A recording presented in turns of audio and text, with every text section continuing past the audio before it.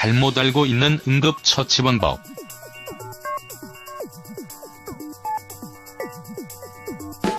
잘못 알고 있는 응급처치 방법. 민간요법은 예로부터 전해 내려오는 치료법 중 오늘날 현대의학을 통해 실질적인 치료 효과가 입증된 방법들이 있다고 하는데요. 그 중에서 가령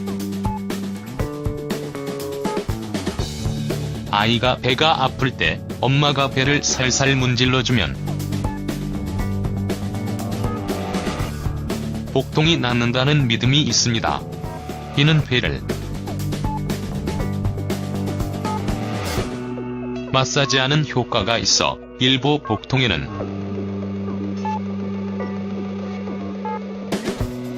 실질적인 통증 완화 효과가 있다고 하는데요. 이에 반해 근거 없는 민간요법에 의지해 병을 키우는 사례들도 우리 주변에는 많이 있죠.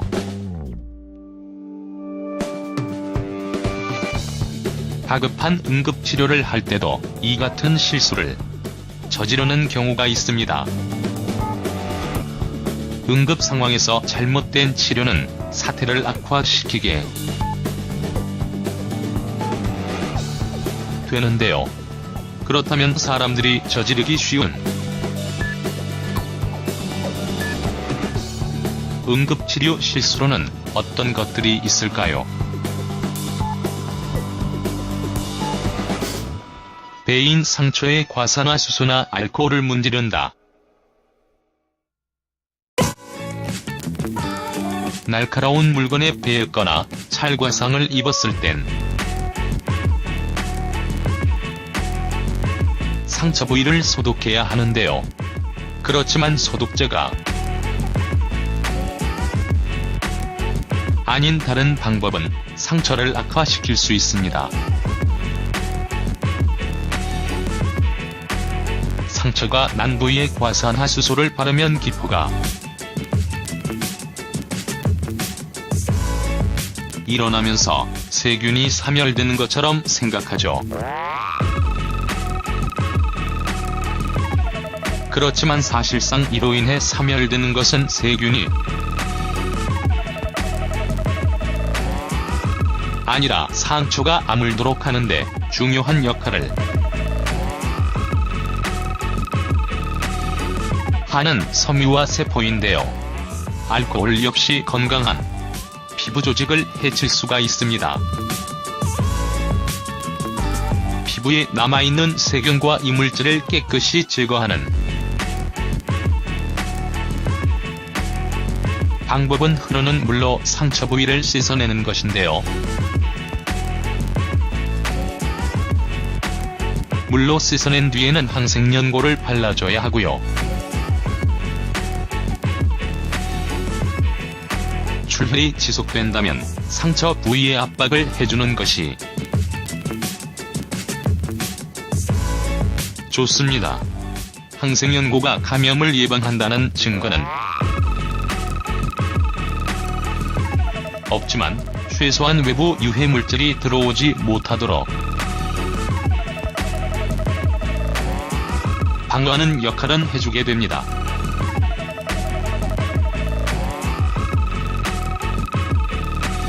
고개를 뒤로 젖혀 코피를 멈춘다.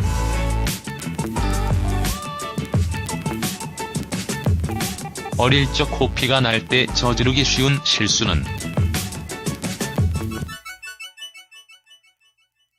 고개를 뒤로 젖히는 것이었습니다.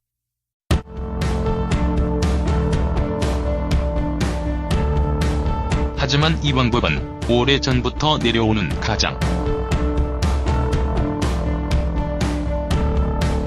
흔한 응급치료 방법이지만 실질적으로 코피를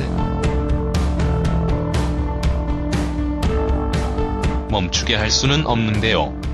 또한 고개를 뒤로 기울이면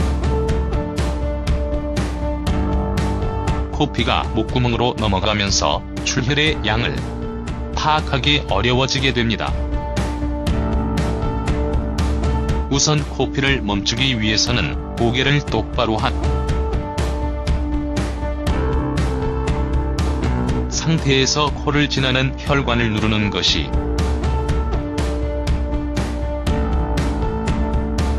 올바른 방법입니다. 엄지와 검지를 이용해 콧방울 바로 위쪽을 15분간 붙잡아줘야 하는데요. 만약 이처럼 지혈을 한 뒤에도 코피가 멈추지 않는다면 15분간 더 지혈하고 그래도 멈추지 않을 때는 병원을 찾아야 합니다. 구강 대구강 인공호흡을 실시한다. 심폐소생술을 할 때는 손을 이용한 가슴 압박이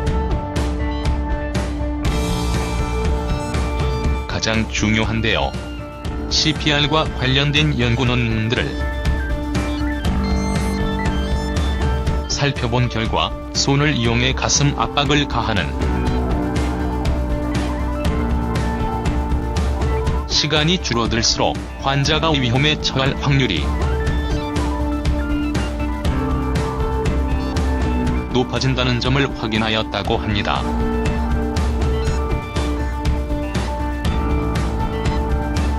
우리 눈앞에 심폐소생술이 필요한 사람이 있다면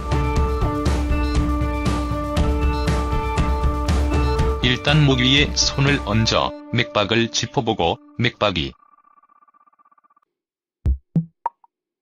뛰지 않는다는 판단이 서면 즉시 가슴 압박을 가해야 하는데요. 가슴의 정중앙에 손 뒤축을 올려 1분에 100회 정도에 달하는 속도로 강하게 압박을 가해줘야 합니다. 이때 함께 있는 또 다른 사람은 재빨리 119에 신고해야겠죠. 발작을 일으키는 사람 입에 펜슬을 물린다.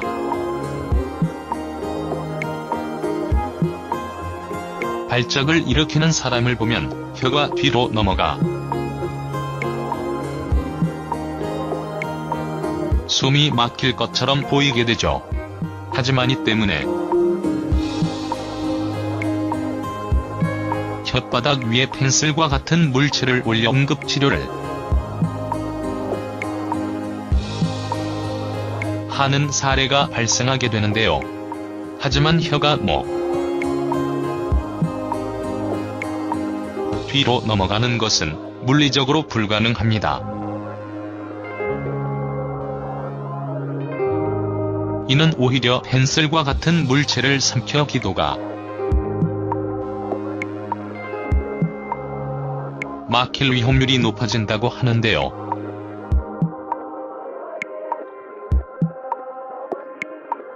발작을 일으키는 사람은 격렬하게 몸부림치며 거품을 무는 현상이 있죠. 이럴 때는 주변에 날카롭거나 뜨거운 물건들을 지워줘야 합니다. 기도가 막히지 않도록 몸을 옆으로 눕히는 것이 중요하고요. 발작은 주변 사람들의 힘으로 멈출 수 있는 것이 아니므로 반드시 119에 신고하거나 전문가의 도움을 요청해야 합니다.